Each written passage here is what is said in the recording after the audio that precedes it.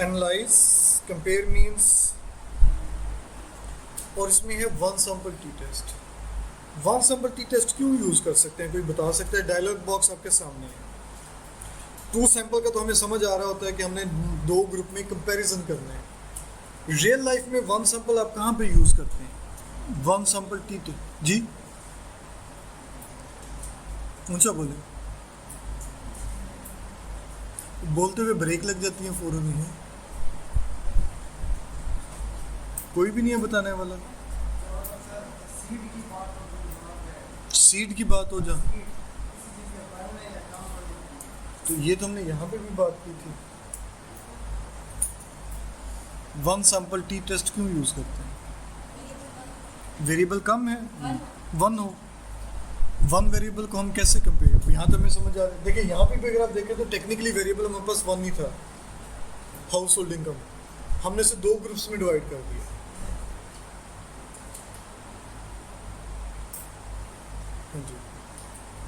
Basic जो difference है वो समझ लें। वन सैंपल टी टेस्ट का मतलब है कि आपने अपने वेरिएबल को किसी स्टैंडर्डाइज्ड वैल्यू से कंपेयर करना है।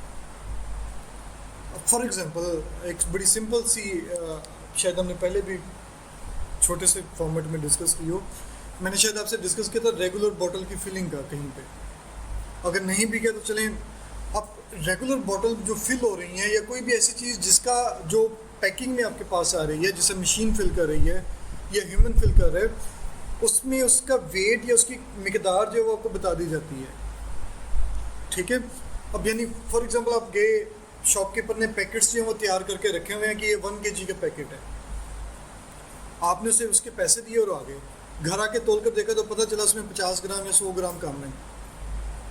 अब आपके एक जहन में क्वेश्चन आया कि शायद बाकी जो पैकेट हैं उनमें भी वज़न कम है, या बाई चांस जो है वो मेरे पैकेट में वज़न कम हो गया। अब आप स्टेटिस्टिकली क्या करेंगे?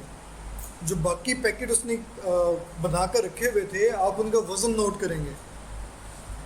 वज़न नोट कर कर अब किसी का वज़न कम होगा, किसी का ज़्यादा होगा, क्योंकि सब्ज़ी या फ्रूट है तो उसके साइज़ की वजह से, डिफरेंट साइज़ की वजह से पॉसिबल है कि वज़न कम ज़्यादा हो जाए। तो आप क्या करेंगे? वज़न नोट कर लेंगे। वज़न नोट हो गया, वेरिएबल बन गया। अब आपका टेस्ट वेरिएबल क्या है, टेस्ट क्राइटेरिया क्या है, स्टैंडर्ड क्या है? 1 kg।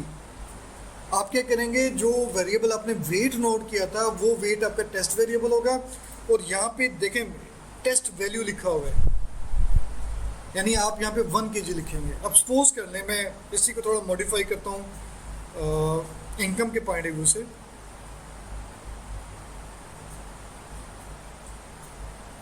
हाउस होल्ड इनकम, मैं ये कहता हूँ कि मैंने जब ऑब्जर्व किया, मेल और फीमेल मैंने इग्नोर कर दिए, और हमने कंपनी ने ये क्लेम किया था कि जब भी कोई एम्प्लॉई हमारे पास आएगा उसकी मिनिमम इनकम जो है सपोज $300 होगी या $200 होगी। ठीक है, स्टार्टिंग इनकम कह रहे हैं। अब मैं ये देखना चाह रहा हूँ कि क्या वाकई ही ऐसा है, क्या एम्प्लॉयज़ की जो इनकम है वो 200 से बहुत ज़्यादा है या कम है। गो कि ये एग्जांपल उससे ज़्यादा रिलेट नहीं करी जो भी हमने डिस्कस की। आम तौर पर जो T test, one sample T test है, यूँ समझ लें कि जो आपके डिफरेंट प्रोसेस हैं, इंडस्ट्रियल प्रोसेस है, वहाँ पे आपने एक प्रोडक्ट तैयार की, उस प्रोडक्ट की जब भी क्वालिटी चेक की जाएगी एक पर्टिकुलर स्टैंडर्ड के साथ मैच कर कर की जाएगी। जैसे रेगुलर बॉटल फिल होती हैं, इनमें आमतौर पे 250 ml जो है उसका लिक्विड फिल होता है। आप जब भी उसे चेक करेंगे वो 250 ml से मैच करेंगे कि क्या इसका वज़न जो है वो 250 ml के करीब है या नहीं है। अगर स्टेटिस्टिकली करीब होगा तो इसका मतलब है कि जो फिलिंग प्रोसेस है उसमें कोई प्रॉब्लम नहीं है, और अगर H1 एक्सेप्ट हो जाता है, H0 रिजेक्ट हो जाता है, तो इसका मतलब है कि there is some problem in the filling process. यानी आपको या तो जानबूझकर या यानी दानिस्ता या नादानिस्ता तौर पर, गैर दानिस्ता तौर पर आपको एक्चुअली प्रॉपर वेट नहीं दिया जा रहा। ठीक है, तो इस तरह से बहुत सारी एग्जांपल आप सोच सकते हैं जो कि वन सैंपल की बेस पे आप किसी स्टैंडर्ड से कंपैरिजन कर सकते हैं।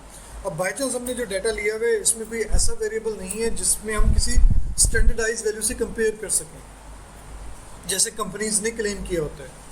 हम अपने तौर पे अज्यूम कर लेते हैं कि जो हाउस होल्ड इनकम है इसका क्राइटेरिया फॉर एग्जांपल कम से कम जो है वो 300 400 की रेंज में होना चाहिए, हम 400 एज्यूम कर लेते हैं, तो मैं यहाँ पर 400 लिख दूंगा। अब इसका मतलब ये हुआ कि हाउस होल्ड इनकम 5000 लोगों की जो इनकम है वो डायरेक्टली या इनडायरेक्टली 400 से कंपेयर हो रही होगी। हमारे पास फॉर्मूला क्या था, X bar minus mean divided by sigma over N under root, ठीक है। तो अब वो सिंगल सैंपल अपने स्टैंडर्ड से सब्ट्रैक्ट हो रहा है। अगर आप 2 सैंपल का फॉर्मूला देखें,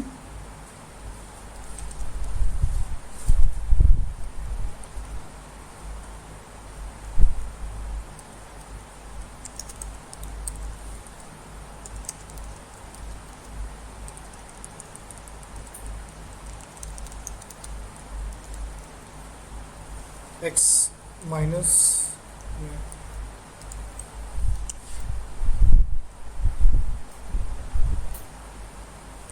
देखिए हम बेसिकली क्या कर रहे हैं, 2 ग्रुप को कंपेयर कर रहे हैं, लेकिन उसके अगेंस्ट जब हम बात कर रहे हैं 1 सैंपल की, तो यहाँ पे हम क्या कर रहे हैं, एक सैंपल को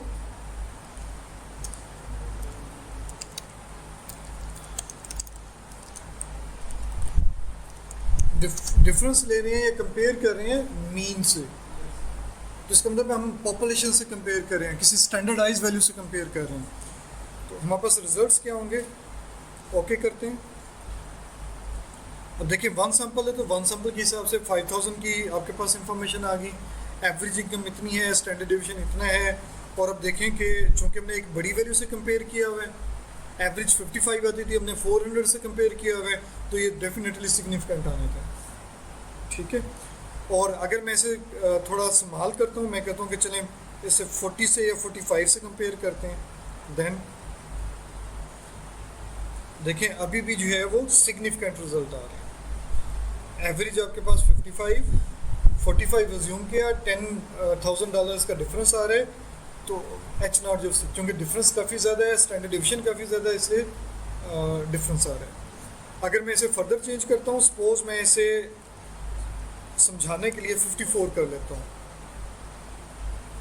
तो देखें एच नॉट जो है वो एक्सेप्ट हो गया कि हमने जो स्टैंडर्ड अज्यूम किया था वो और जो एक्चुअल सैंपल हमारे पास आया है उनमें डिफरेंस नहीं है।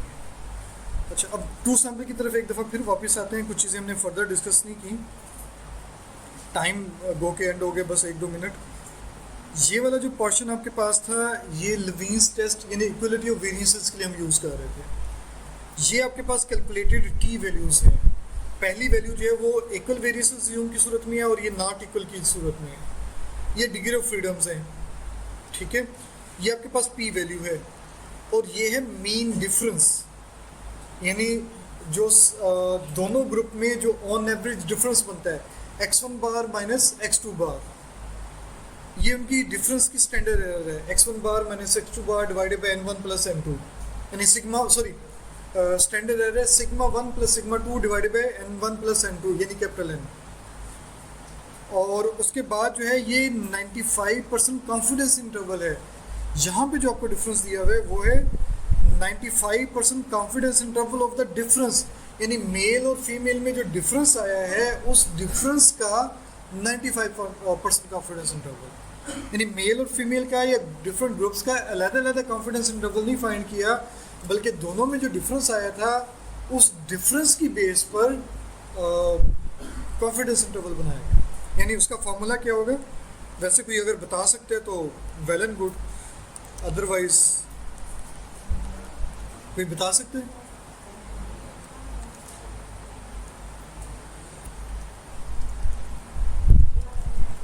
हाँ जी, याद आया कुछ? इसके बाद स्टैंडर्ड एरर होगी। स्टैंडर्ड एरर आपके पास sigma 1 plus sigma 2 divided by n1 plus n2 under root, यानी इस बेस पर, डिफरेंस बेस पे आपके पास जो है ना वो 95% confidence interval of difference calculate किया। एक्चुअल वैल्यूज की बेस पर नहीं है, दोनों ग्रुप का अलग अलग नहीं है, दोनों ग्रुप का डिफरेंस लेकर फिर कैलकुलेट किया।